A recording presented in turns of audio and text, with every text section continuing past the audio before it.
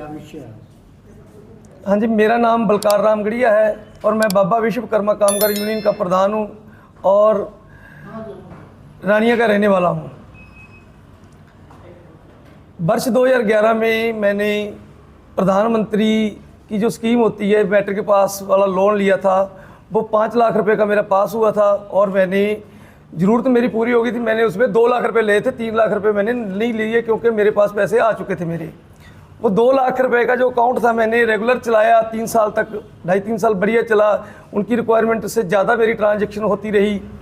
तो उसके बाद मैंने उनको बोला कि मैं आप काम बढ़ाना चाहता हूँ, मेरा लोन एक्सटेंड कर दो, आप इसको बढ़ा दो। तो उन्होंने मेरे को नया लोन दिया, 3 लाख रुपए का टर्म लोन था और 6 लाख रुपए की लिमिट दे दी, 9 लाख रुपए मेरे को और दे दिए। उसके बाद लोन देने के बाद मेरे पास मेरे वकील का फ़ोन आया, भी ITR भरनी है, आप स्टेटमेंट निकलवा के दो।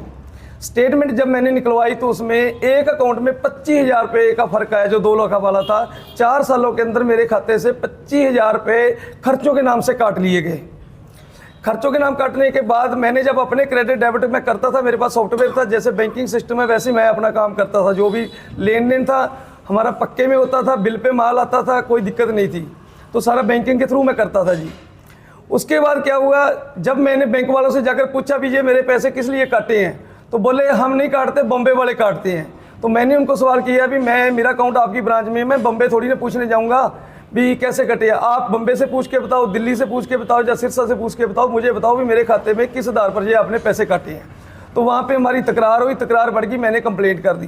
कंप्लेंट करने के बाद वो दोनों बैंक अधिकारी थे, एक बैंक मैनेजर केश गर्ग और सुनील शर्मा, वो दोनों मेरे साथ रंजिश रखने लगे। रंजिश रखने के बाद उन्होंने बाकी जो अकाउंट मेरे 2 नए खोले थे उन सभी पे ऐसे मतलब वो एक्टिवेट कर दिए चार्जेस, जो मतलब अपने आप पैसे कटने शुरू हो गए। कभी 500 कट गया, कभी 300 कट गया, कभी 400 कट गया। तो मैं उसका विरोध करने के बाद फिर इन्होंने क्या किया, मेरे एक खाते में पैसे पड़े थे मेरे बिना वाउचर के, बिना साइन के, मेरे खाते से लगभग इन्होंने 1.25 लाख 1,30,000 रुपये के करीब, कोई वाउचर नहीं है बैंक के पास, बिना वाउचरों के मेरे खाते से राशि निकाल के इधर उधर डाली गई, अपनी मर्जी से ऑपरेट किया गया। फिर मेरे को मजबूर किया गया भी आप बीमा पॉलिसी लो। मेरी इस बात को लेकर भी बहस हुई भी कौन बेवकूफ़ बिजनेसमैन है जो लोन लेके बीमा पॉलिसी खरीदेगा। जिस दिन मेरे पास अपने खुद के पैसे होंगे मैं बीमा पॉलिसी खुद की खरीदूंगा, मैं लोन लेके नहीं खरीदूंगा। चलो मेरे उन्होंने पैसे रोक रखे थे, मेरी मजबूरी थी, मैं कहा चलो छोटी मोटी कर दो जी, आपका भी रह जाएगा मेरा भी रह जाएगा। तो उन्होंने 25,000 रुपये का एक पॉलिसी पर साइन करवाया मेरे से, ठीक है। तो उन्होंने वहाँ पे सेविंग अकाउंट भरा था, मेरा भी सेविंग अकाउंट से हम जो 25,000 रुपये काटेंगे आपके। तो मैंने उनको डेट दी थी 15 तारीख, अब मेरे सन तो एग्जैक्ट याद नहीं है भी कौन सा महीना था। 15 तारीख को मैंने बोला था भी मैं 40,000 रुपये जमा करवा दूंगा, उसमें से आप काट लेना, क्योंकि मेरे चेक लगा हुआ था, मेरे पैसे आने थे जी। तो उन्होंने क्या किया, उसमें लगाने की बजाय मेरा जो इसका अकाउंट था, जो 2 लाख वाला अकाउंट था, उसमें से उन्होंने बिना अथॉरिटी के, बिना वाउचर के 25,000 रुपये निकाल लिए। खाता मेरा ओवरड्राफ्ट हो गया, ठीक है। 2 दिन इंतजार करने के बाद एक दिन फिर वापस डाल दिए जी। फिर उसी वाउचर का दुरुपयोग करते हुए फिर वापस वाउचर लगाया, फिर पैसे निकाले, फिर डाले। लगातार 4 बार वो पैसे निकाले और डाले गए, जिसकी वजह से मेरा खाता ओवरड्राफ्ट हो गया। ड्राफ्ट होने की वजह से मैं डिफ़ॉल्ट हो गया। डिफ़ॉल्ट होने के बाद विवाद हमारा इतना बढ़ गया कि इन्होंने मेरे ऊपर कोर्ट में केस कर दी और मैंने किस्तें भरनी बंद कर दी। वो केस लीगल चल ही रहा था, वहाँ पे जो सारे गिर चुके थे, इनको पता चल गया था इनका किया हुआ केस बैंक वालों पे ऊपर उल्टा पड़ने वाला था। तो SBI के जो अधिकारी थे उनको पता चला भी अब हम जाल में फंस चुके हैं, तो अब हम क्या करें, इसको ऐसे तरीके से रगड़ें भी ये दोबारा उठ ही ना पाए, हमारा मुकाबला ही ना कर पाए। तो उन्होंने सरफेसी एक्ट के तहत एक ही काम के लिए 2 केस किए गए, जबकि एक ही जुर्म या एक ही क्राइम कह लो या एक भी गलती के लिए 2 बार सजा नहीं दी जा सकती। तो उन्होंने 2 बार सजा दी। सरफेसी एक्ट के तहत कार्रवाई करते हुए मेरे प्लॉट को, मेरी दुकान को, मेरी कोठी को सील कर दिया। सील करने के बाद छोटे छोटे बच्चे लेके, वो मैं जानता हूँ या मेरा भगवान जानता है, 1.5 साल का मेरा बेटा था, बेटी थी, दोनों जुड़वा है, और उनको लेके मैं बिना छत के सड़क पे सोया उन दिनों में।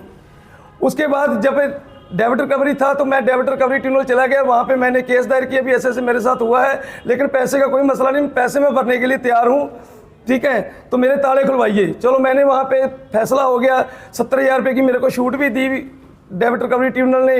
तो बाकी पैसे मैंने, कुछ पैसे तो उसी टाइम भर दिए, 1 महीने का समय मुझे कोर्ट ने दे दिया, मैंने से भर दिए थे।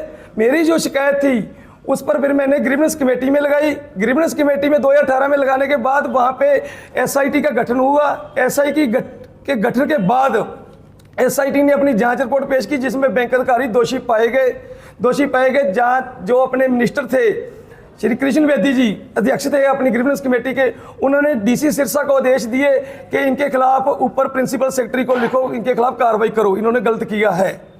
तो वो लेटर है, वो आपको मैं पीडीएफ भी दे दूंगा, जो उपायुक्त महोदय ने प्रिंसिपल सेक्रेटरी साहब को भेजा है। ठीक है, ये दोनों के नाम है भी, इनके खिलाफ कार्रवाई की जाए, लेकिन आज दिनांक तक कोई कार्रवाई नहीं हुई। बार बार लिखा गया, बार बार मेरे बिना सिग्नेचर के पीडीएफ उस एटीआर अपलोड करेगी, बार बार उपायुक्त महोदय द्वारा लिखा गया, लेकिन आज तक कोई कार्रवाई नहीं हुई। उसके थोड़ा देर इंतजार करने के बाद मैंने सीएम विंडो भी लगाई, फिर सीएम विंडो लगाई। सीएम विंडो लगाने के बाद भी कोई कार्रवाई नहीं। 6 साल से मेरी सीएम विंडो पेंडिंग पड़ी है जी।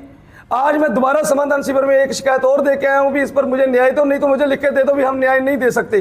क्योंकि एक एलडीएम साहब, उनका कमेंट मैंने पढ़ा है सीएम विंडो पर, वो लिखते हैं कि ये सेंट्रल गवर्नमेंट के कर्मचारी हैं, इनके खिलाफ स्टेट कोई एक्शन नहीं ले सकता। मेरा सवाल आज जो वहाँ पे अध्यक्ष जी बैठे थे समाधान शिविर के, मेरा सवाल उनसे यही था कि स्टेट गवर्नमेंट अगर कार्रवाई नहीं कर सकती, स्टेट गवर्नमेंट पर्चा दर्ज तो करा सकती है ना, पुलिस में जाँच तो करवा सकती है ना। जब वो माना गया, पाया गया भी दोषी है, क्राइम तो रानिया में हुआ है ना, तो रानिया में पुलिस के पर्चा दर्ज कराया जाए जिनके खिलाफ। कार्रवाई क्या चाहते हो? आगे मैं यही चाहता हूँ जी, मेरी जो आज दरखास्त मैंने दी है वो एसपी साहब को मार्क करी गई है। एसपी साहब से मैं रिक्वेस्ट करता हूँ कि इसको तथ्य को जांच करके पूरी तरह जांच पड़ताल करके उनके खिलाफ मुकदमा दर्ज किया जाए, केस चलाया जाए। अगर उसके बाद भी आपकी सुनाई नहीं होती फिर आप क्या कदम उठाओगे? तो हम ये कदम 15 तारीख तक, 15 मार्च तक का हम टाइम दे रहे हैं। मेरे पूरे संगठन के साथी मेरे साथ बैठे हैं जी, हमारा संगठन है। हम 15 मार्च तक अगर कोई कार्रवाई नहीं होती तो 15 मार्च को एक दिन का हम संकेतक धरना देंगे इनके लिए। उसके बाद भी अगर कार्रवाई नहीं होती तो और सख्त एक्शन लेंगे, चाहे हमें धरने पर बैठना पड़े, चाहे कोई भी कुर्बानी देनी पड़े, हम न्याय लेने के लिए संघर्ष करेंगे जी। हमें न्याय मिलना चाहिए।